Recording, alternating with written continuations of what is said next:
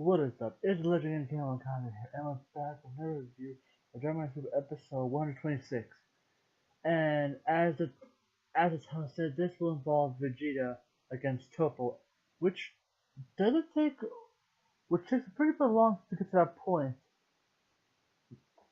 First off, it starts playing it goes to see where back where Toppo has a headhold on Frieza. So it doesn't directly go straight to the part where their uh their blast combine. And no surprise that Toppo's attack goes right through 17. So 17 starts to avoid Toppo by running away, and Toppo basically uses Hakai or the power to blow a hole through the thing so he gets 17. 17 has this idea to that he can just like collapse rubble into it by leading him to another path. Of course that doesn't work. Come on, man. A bunch of rock piled up beating this long? No, man. It was. Of course it's not gonna work. If you were thinking it's not gonna work, but no. So then 17 gets and Toppo blasts 17 with his finger blast attack, and it looks badly like animated first because it looks like this. It doesn't look quite like it's well animated at that point. It looks like it's hitting him, but there's no like blast or nothing hitting him.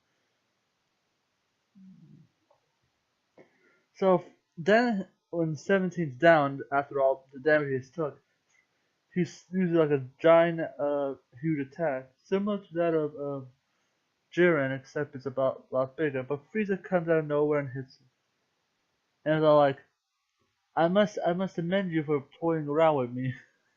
Weird way of putting it, but yeah. So Frieza uses a very unique attack, which is a paralysis, and it actually works. It holds Toppo in for Frieza, and again using rock throws, which of course doesn't work. Come on, man, stop doing rock throws. It's not gonna work on Toppo. We see what rock does. What does with when rock hit like touches it by accident and it just destroys it. So then Frieza starts using Ki Blast, which does work a bit. Then it breaks out of it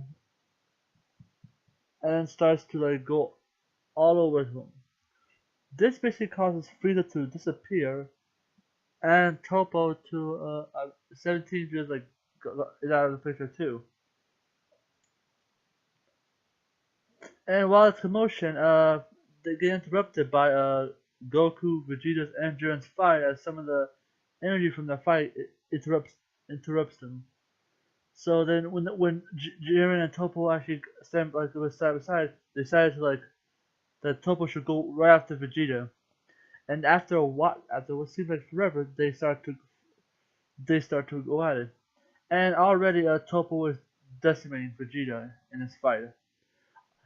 Honestly, my opinion of Toppo vs Vegeta, I do not like the this fight. I feel like it was lackluster.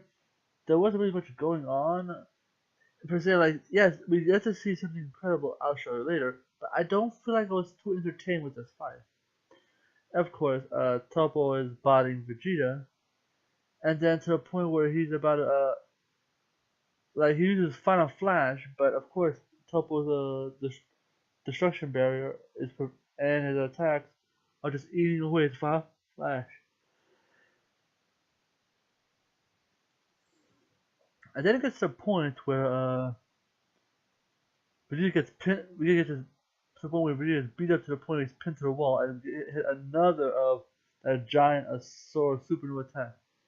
And as soon as it hits him, Vegeta gets a moment similar to that of when does a final explosion, which does automatically hint he's gonna do that. Yes, Vegeta does the final explosion return. He's all like Bulma, Trunks, and all that stuff he does before. They're trying to put a lot of similarities between the final explosion now, but honestly, it's not quite the same, and there's no circumstances. So then Vegeta gets his crazy power and starts damaging Toppo. Obviously, I explained that Toppo hit Vegeta's physical punches are damaging Toppo because if Toppo's destruction does destroy untouched, then Toppo will be disqualified. But since Toppo is trying to like limit that way if he actually Toppo is allowing Vegeta to make contact with him. because if that was the case with his barrier thing, it would have caused issues. So that's why physical attacks are going well with Toppo. It doesn't make sense when all of a sudden Vegeta energy attacks are going through Toppo's Makai. Considering that it took a small bit to take out Speed of Supernova. This is where it starts getting confused.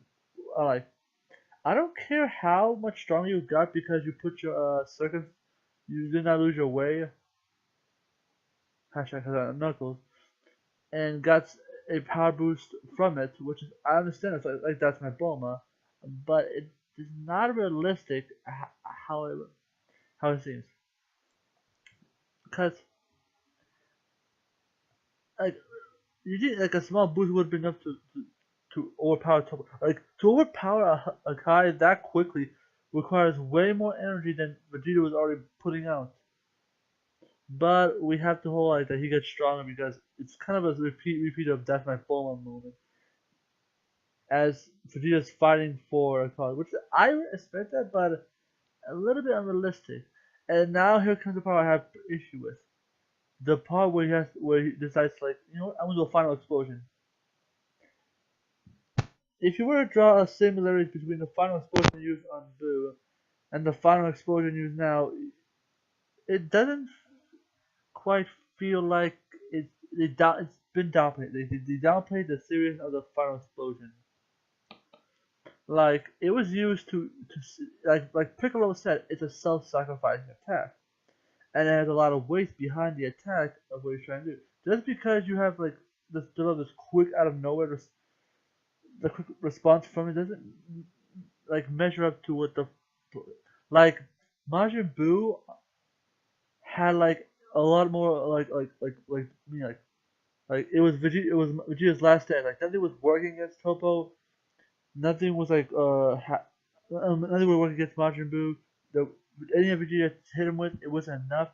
Vegeta needed a surefire kill to protect everyone, and it was like a big major moment because this was Vegeta's change in nature, which was why the final explosion from the Majin Buu side had more weight to it. Now compare it to the one used on Toppo is that Vegeta was doing pretty much fine without the attack. Like Vegeta's attacks were connecting, Vegeta's attacks were doing damage, but but there was no reason for a final explosion. Like Vegeta eventually could have actually taken Toppo out without the whole well, the final explosion, but they needed if they were going to since they already brought up the whole like them like think about Bulma, Trunks, and Bulla or Bra I call her then there has to be a then they probably only bring back the final explosion. Now, after the final explosion hits, Toppo is eliminated. Now here is what bothers me. Vegeta's fine. Yo, she's out of energy, but watching the intro, you know Vegeta still has a lot of energy. And the fact that Vegeta does not get eliminated from it. So, where is the sacrifice? Vegeta got no sacrifice from that attack. Vegeta did not run energy because we know how running out of stamina, running out of energy BS works. You're just gonna get it back eventually. And since it's gonna be like 1 minute apart, so that means Vegeta got it back in under a minute, which is takes way too long for that explosion to happen. Yeah, I did not. The final explosion was a bit downplayed and lackluster compared to like you're comparing two the Majin Buu and this one, and you know that that it had more of a sacrifice and more weight on it. This nothing came of it. Like if I was actually in the tournament power representing another universe, six probably, because why not? I would have already eliminated Vegeta right after he got his enemy back. Okay, that's a sacrifice. Like they've trolled like twice about 17 being eliminated against Analyza and against right now the last preview. And also, they say, would you gonna sacrifice him? Yes, you use self-sacrifice, but there was nothing sacrificable. Yeah, you ran out of energy, but you're gonna get it back right away. And the next episode looks like it's a 17 episode, and how 17 will go all out. Now, what before that, Jiren was actually Jiren smiled for the first day in time, which is something you don't really see. And Jiren's about to finally go full power, and 17's about to show his full power too, which I'm yet to see. Anyway, I found this episode lackluster. Anyway, this has been Kenan and Kaiser. I'm not OP. I'm just that good. See you in the next review. It's time to jump up in the air. Jump up, don't be scared.